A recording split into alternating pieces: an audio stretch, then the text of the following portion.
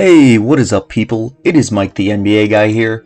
Today, I'm going to talk about the Atlanta Hawks, and this is a team, I'm just getting right into it, alright?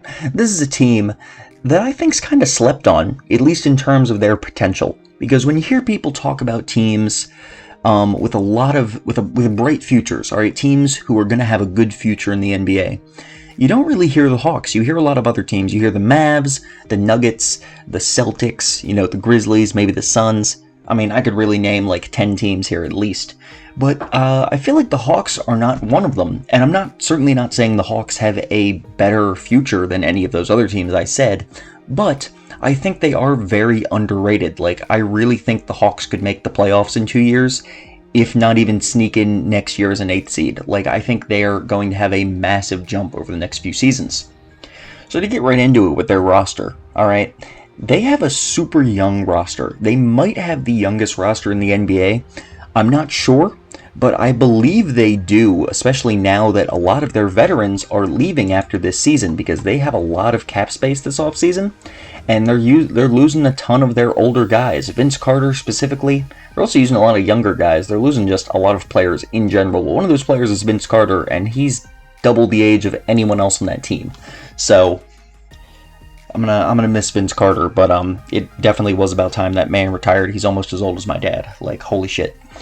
Anyway, looking at the roster, okay, they have a lot of talent already, and they have a lot of talent that I think is going to improve. Trae Young, first of all, already one of the best offensive players in the league. I would say he's kind of like a miniature Damian Lillard.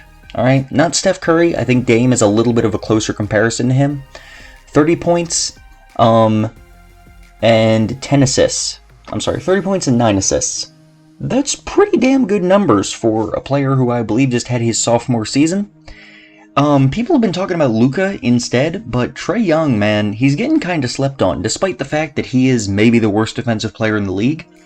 And, oh my goodness, watching Trae Young play defense is kind of hilarious. I know I'm trying to hype the team up right now, but I just gotta say, I think I could be better on defense than Trae Young. Honest to God, the man, he may as well be like a tall traffic cone. They may as well just sit that out there on defense instead of him, because he really is worthless on that end. I know he has a steal game, but I swear to goodness, he does absolutely nothing on defense. It's sad. Anyway, alright. Now, Trae Young's efficiency is not great, only 36% from 3 and 44% from the field, but you gotta look at it this way. He's the only playmaker on this team. Alright, there is nobody else getting this man open. They really, really need another playmaker. Kevin Huerter's alright, but they really just need someone else who can handle the ball to an extent, and they need to do more Trae Young off-ball movement. I really think, same thing with Luka Doncic. I think these are two players. Sorry about that. I had something in my throat, and it is not gone. What the fuck? Testing. Oh, there we go. My voice works again. How nice. Not sure what the hell was in my throat, but that was unpleasant. What was I saying? Trae Young, Luka Doncic. They need some playmaking on their team. Alright? They really, really need that.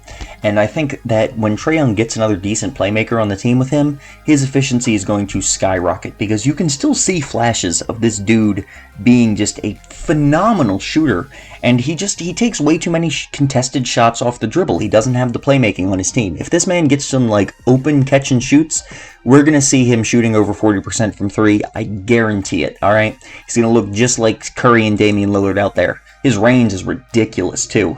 I'm pretty sure he takes the second most long-range threes in the league after Dame. It's crazy.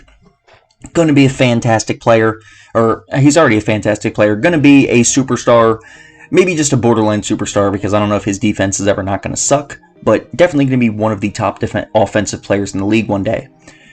Second best player on the team, John Collins. We didn't get to see enough of him last year because he was a dumbass and got suspended. Don't do drugs, kids. But, still, when he played, he did average 22 points, 10 rebounds, and almost 2 blocks, and almost a steal, and almost 2 assists. I don't know why I'm saying almost before all the stats. I mean, it's true, but it's just why? Anyway, he's a perfect modern-day 4, alright? He's a perfect pick-and-roll partner for Trae Young, and he can extend, he can shoot, alright? 58% from the field, 40% from 3. Dude can hit threes, he can do some mid-range. He's just a very good modern-day power forward. he's not a great defensive player either, although he's not as bad as Trae Young is. But, you know, defense is not going to be... This team, when they're successful, they're going to be like the Suns, okay? Like the 2000 Suns with Steve Nash. They're going to crush people with their offense, and they just need their defense to be adequate. And speaking of adequate defense, the Hawks just got Clint Capella last season, and they have him on payroll through 2023. He is currently the highest paid player on their team, besides Jeff Teague, who is somehow fucking making $19 million a season. I'm just looking at their roster, their salary cap now. Not to roast Jeff Teague or anything, but who the fuck paid him $19 million? I guess he was, like, much better a few years ago. He was pretty solid backup center this year. Or backup point guard, I should say. But, not $19 million a year. Good. Anyway, Clint Capella, another perfect partner for Trae Young. Okay? Dude can catch lobs. He's a good rim defender. He can, once in a blue moon, go in the post against a smaller guy.